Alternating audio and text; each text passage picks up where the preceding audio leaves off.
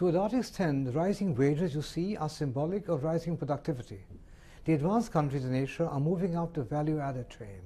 They're moving to more qualitative, more advanced commodities, and therefore they're moving up the value-added chain. It's important because Asia is trying to change its growth model to make it more inclusive, to be move from being dependent on exports and manufactured goods to being more on consumption. It's part of a process of economic rebalancing that Asia is now undertaking.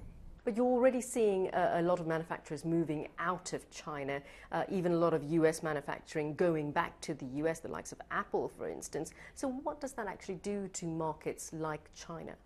China is also moving up the value chain. China is trying to move up its products. They have rising wages and hopefully rising productivity, so they also are moving up the value chain. It's a process. Commodities that were produced in China are now going to migrate through investment and develop elsewhere in Asia. And you say elsewhere in Asia, as countries like China move up the value chain, that invariably means they go to places like Bangladesh. And of course, we know about the issues there. It is governed by where you get unit labor costs are lower. So it is a process we've seen over time in different regions. It's happening in Asia now. It will continue.